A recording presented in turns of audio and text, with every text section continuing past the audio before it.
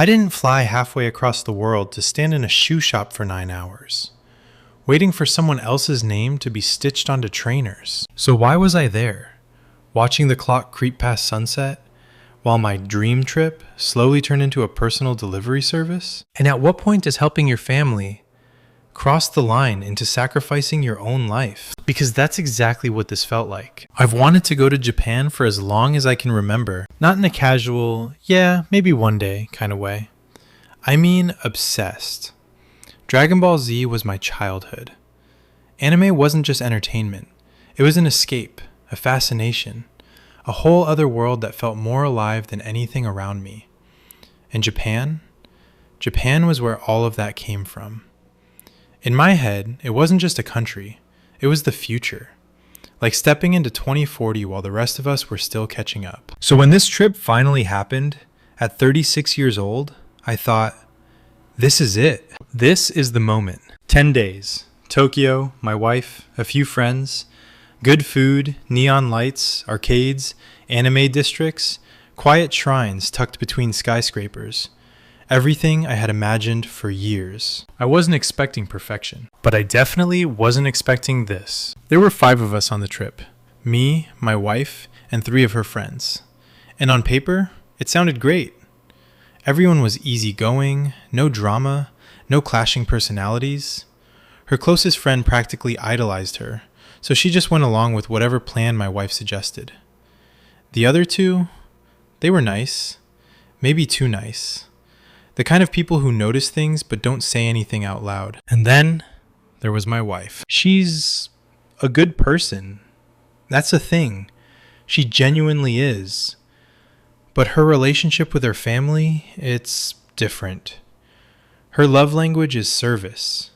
If her brother or sister-in-law even casually mention wanting something, she'll go out of her way to make it happen. And normally, I respect that. But this time, it didn't feel like love. It felt like obligation. Or worse, like we were being used. It started small. A message from her brother. He wanted a pair of Onitsuka Tiger trainers. Not just any pair, customized. 4 letters stitched onto each shoe. Something that, back home, you could probably get done by any decent cobbler in a day. But no, it had to be from Japan. And somehow, that became our priority. We woke up early, left around 10 in the morning, traveled all the way to Ginza, navigated crowds, queues, paperwork, just to get a ticket to even enter the shop. And then we waited, and waited, and waited. Hours passed. The group stayed with us at first, but I could feel the energy shifting. People checking their phones, looking around. That quiet kind of boredom no one wants to be the first to complain about. So I told them to head back. Just go back to the hotel, I said. We'll finish this and meet you later. Because I didn't want to be the guy who ruins the vibe. I didn't want to be the one who says, "This is ridiculous, let's leave." So they left. And it was just me and her, sitting in that shop, waiting for trainers that weren't even ours. By the time it was finally done, it was 6:30 in the evening. And the part that hit me hardest wasn't the waiting. It was what we missed. There's this area in Tokyo I've wanted to visit for years. Anime shops, gaming arcades, that electric atmosphere I'd imagined since I was a kid. It had closed before we even got there. Just like that, gone. An entire day wasted. And that was just one thing. Her sister-in-law wanted a luxury handbag. But not just any bag, a very specific one. And Japan is famous for secondhand luxury. High quality, almost pristine. So what did that mean for us? It meant going from shop to shop, video calling, holding up bags, waiting for approval. Yes or no? What about this one? Can you show the inside? Over and over again. We'd arrive in a new area, and instead of exploring it, we'd hunt. Not for experiences, but for items. And every time I thought, all right, now we can finally do something for ourselves, another message would come in. Another request. Another detour. Another chunk of the day, gone. The itinerary? It existed. But it didn't matter, because it kept changing. Constantly. Every time we passed a shop that might have something her family wanted, everything else got pushed aside. Plans became optional. Their request, didn't. And the worst part? No one said anything. Not her friends. Not her. So I started questioning myself. Was I overreacting? Was I being selfish? I mean, they were paying us back, right? It's not like we were losing money. But then I realized something. Time doesn't get refunded. Experiences don't get reimbursed. You don't get to come back later and relive a missed day in Tokyo. And that's when it really started to bother me. Because this wasn't just about shopping anymore. This was about priorities. And I wasn't on that list. That night, after we finally got the trainers, I told her, calm at first, but firm. I'm going to tell your family this doesn't work, I said. This can't keep happening. And I meant it. I wasn't going to sugarcoat it. I wasn't going to play nice just to avoid conflict. Because someone had to say it. And if it wasn't her, it was going to be me. The moment those words left my mouth, everything changed. Her expression shifted instantly. Not confusion. Not even surprise. Anger. Sharp. Immediate. Explosive. How dare you, she said. Not, what do you mean? Not, let's talk about it. Just, how dare you? And then she twisted it. Said I was calling her family rubbish, which I never did. But it didn't matter. In her mind, I had crossed the line. And suddenly, I wasn't the guy who had spent days going along with everything, trying to be patient, trying to be supportive. I was the villain. The disrespectful husband. The one who didn't understand how much her family meant to her. And standing there, in the middle of Tokyo, surrounded by everything I had dreamed of for years, I felt completely out of place. Not just in the city, but in my own relationship. Because I couldn't tell anymore if I was asking for something unreasonable, or if I had just finally hit my limit. I stood there for a moment after she said it, just trying to process how things escalated that quickly. Because in my head, this wasn't the fight. Not yet. It was supposed to be a boundary, a conversation, something uncomfortable, sure, but necessary. But the way she reacted, it felt like I had attacked her. And that's when I realized something that made everything even heavier. This wasn't just about the trip anymore. This was about loyalty. Not between her and me, between her and her family. And I wasn't winning that. We started walking after that. No real direction. Just moving because standing still made it worse. Tokyo at night is meant to feel alive. Bright lights, buzzing energy, people everywhere. But in that moment, everything felt distant. Like I was watching it through glass. She was ahead of me, walking fast, clearly upset. I followed, trying to figure out how to even approach this now. Because if I pushed too hard, I'd be the bad guy. If I backed off, nothing would change. And I was tired of pretending everything was fine. Can we just talk about this for a second? I said. She stopped, turned around, arms crossed. What is there to talk about? She snapped. You've already said what you think about my family. That's not what I said. It is, she cut in. You said you don't care what they think. You said you're going to tell them this doesn't work. Who talks like that about family? I'm talking about what's happening, I said, trying to stay calm. Not about them as people. But she shook her head like she wasn't even listening. No, you're disrespecting them. You're disrespecting me. And that word, disrespect, that's when something inside me snapped a little. Because I'd spent days being patient. Days going along with plans I didn't agree with. Days watching my own trip get reshaped around people who weren't even there. And now somehow, I was the one being disrespectful? I've spent this entire trip doing things for your family, I said, my voice tighter now. Hours in shops, running around the city, changing plans every single day. And I didn't complain. That's because you agreed to it, she shot back. Did I? Or did I just not want to argue? There's a difference. And in that moment, I realized I hadn't actually agreed to anything. I had just allowed it because it was easier. Because I didn't want to ruin the trip. Because I thought it would balance out eventually. But it didn't. It just kept growing. I didn't agree to spend half the trip shopping for them, I said. I agreed to come to Japan with you. And we are in Japan, she said, almost sarcastic. What's the problem?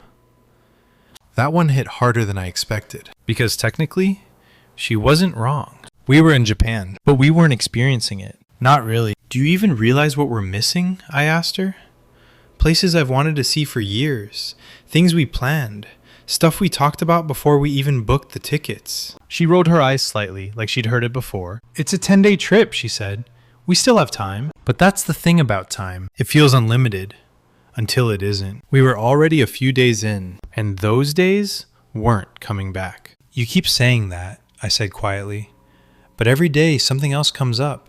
Another shop, another request, another quick stop that turns into 5 hours. She didn't respond immediately, and for a second, I thought maybe, just maybe, something was getting through. But then she said something that shifted everything. They're my family, she said, softer now, but just as firm.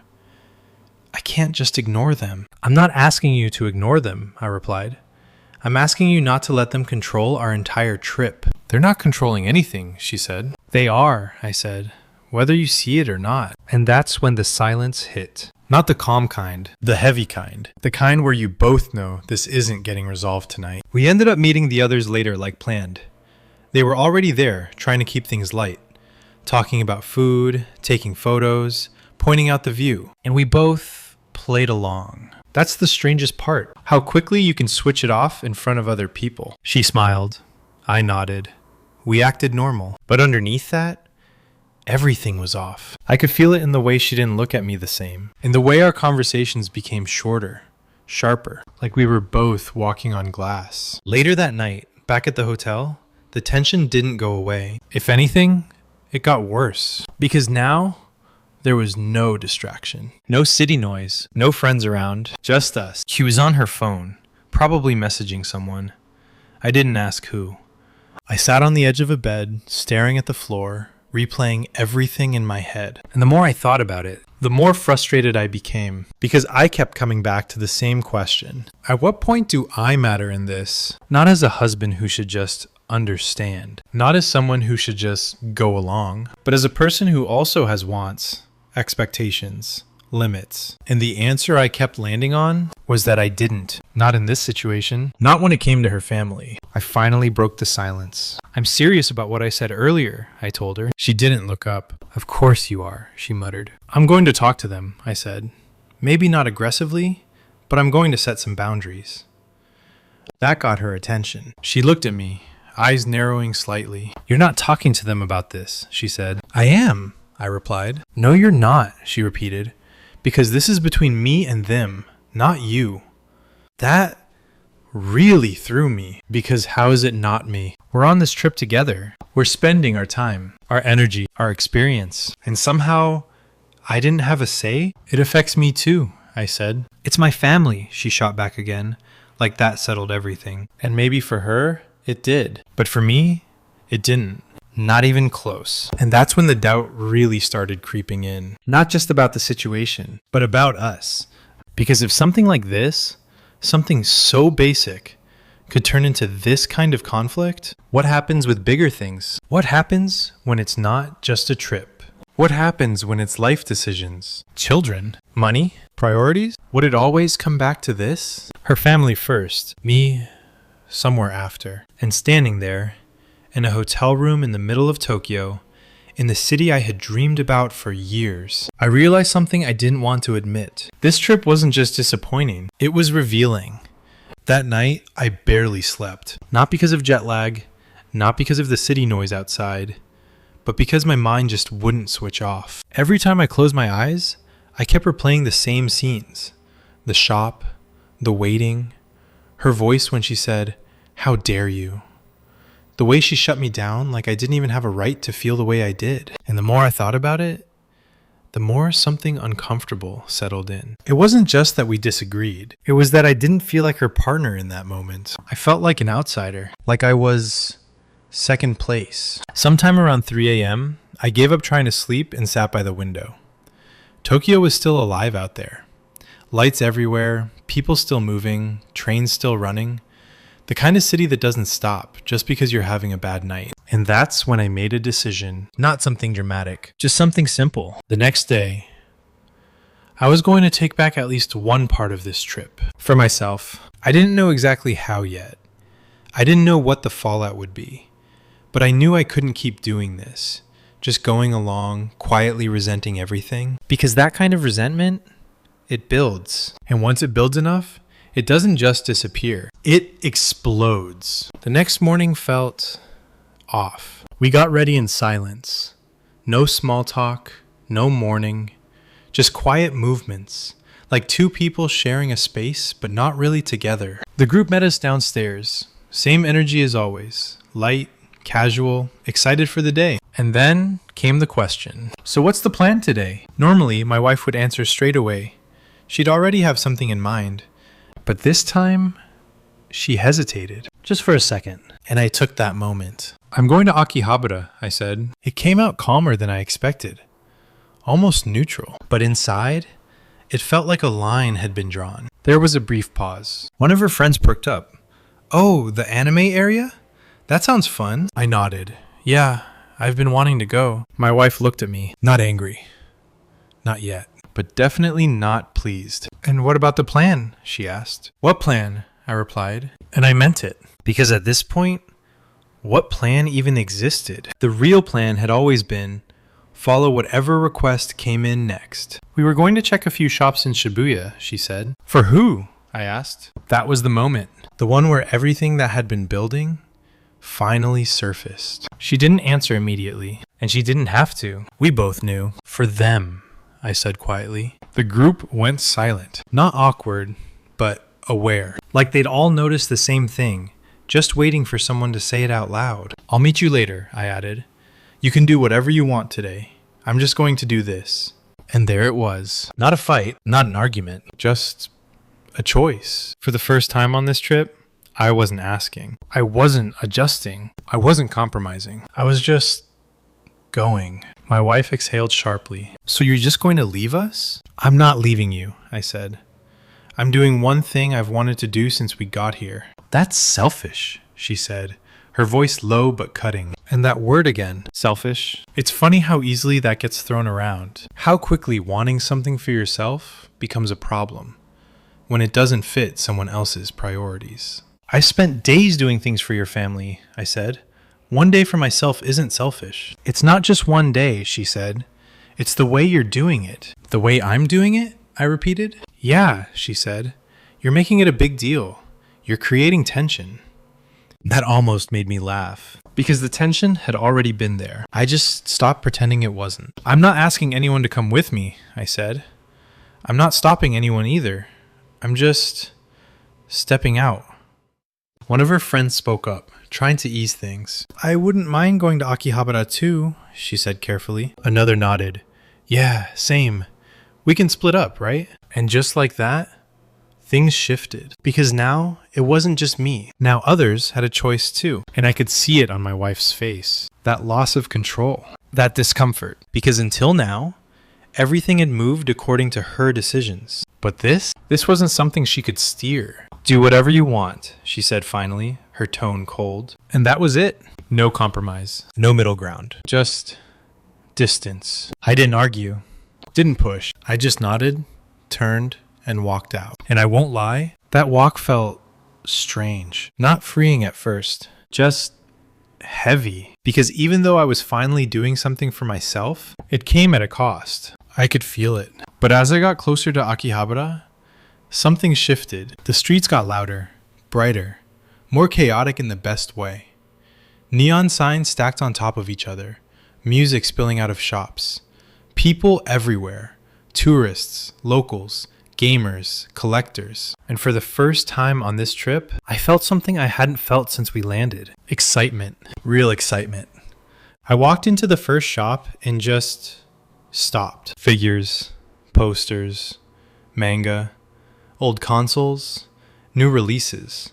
Entire walls dedicated to things I grew up watching, loving, imagining. It hit me harder than I expected. Because this was why I came. Not to run errands. Not to tick boxes for someone else. But to feel this. To experience this. And as I moved from shop to shop, losing track of time in the best way, I realized something important. I wasn't being unreasonable. I wasn't being selfish. I was just asking for space, for balance, for a trip that actually belonged to me too. But even standing there, surrounded by everything I had dreamed of, part of me still couldn't fully relax. Because I knew when I went back, nothing would be the same. By the time I got back to the hotel, it was already evening. The city outside was still buzzing, but the moment I stepped into that quiet lobby, It felt like walking into something waiting for me. I checked my phone. A few messages from the group chat.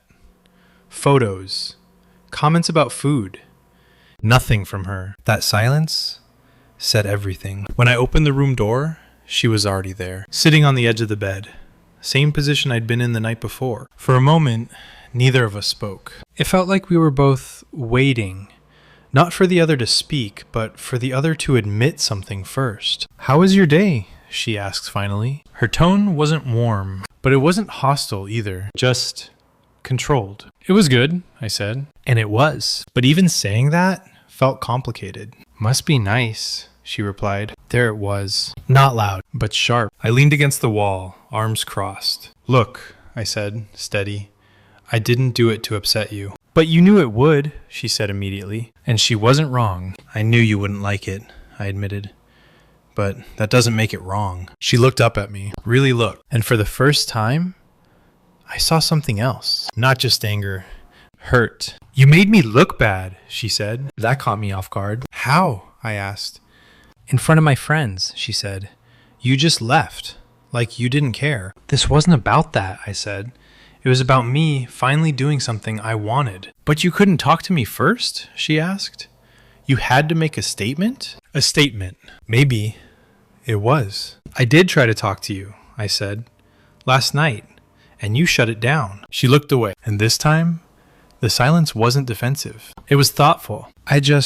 She started, then stopped. "I don't like feeling like you're against my family," she said eventually. "I'm not against your family," I replied. "I'm against what this trip became." She didn't argue. And that was new. "I just wanted to help them," she said, softer. "They don't get chances like this often." "I get that," I said. "But helping them shouldn't mean we lose our trip." She sighed. And this time, it sounded like understanding. "I didn't realize it was that bad," she admitted. And there it was. Not an apology, but acknowledgement. "That's the problem," I said gently. "You didn't see it, but I felt it. Every day." She went quiet, then asked, "Were you really that unhappy?" I paused, because the honest answer mattered. "Yeah," I said. "I was." That landed. "I thought you were just going along with it," she said. "I was," I replied. "At first." "And now?" "Now I realized I was ruining it for myself." Silence again, but lighter this time. "I didn't mean to make you feel like that," she said. And that was as close to an apology as I'd get. "I know," I said, "but it still happened." She nodded slowly. "So what do you want to do for the rest of the trip?" she asked. That question meant everything. "I want us to actually experience Japan," I said. "Not just shop for other people." "And my family?" "We can still help them," I said, "but on our time, not the other way around." She thought about it, and for the first time, she didn't reject it. "Okay," she said.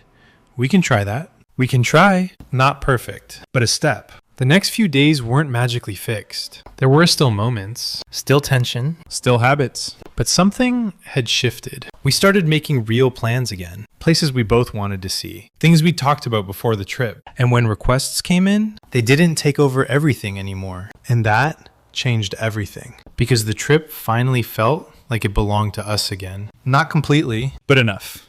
Enough to enjoy it. Enough to be present. Enough to breathe. Looking back, I keep thinking about that moment, standing in that shop, waiting for those trainers, feeling like I had no say, and how close I was to just staying quiet. Because it would have been easier, less conflict, less tension, but also less honest. And maybe that's the real question. Not whether I was right or wrong, not whether I should have said it differently, but this: at what point do you stop keeping the peace and start speaking up for yourself? Because if you never do you ever really get to live your own life? If you've ever been in a situation like this, I'd really like to hear your story.